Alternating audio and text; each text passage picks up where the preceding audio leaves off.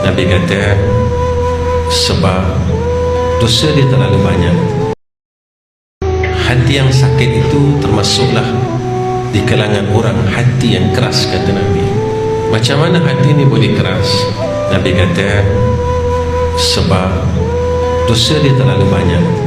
Tuan-tuan, dosa yang paling membinasakan kita adalah dosa yang telah kita lupakan. Kita buat dosa, tapi dosa itu kita telah lupakan. Kita rasa kita tidak ada dosa dengan Allah.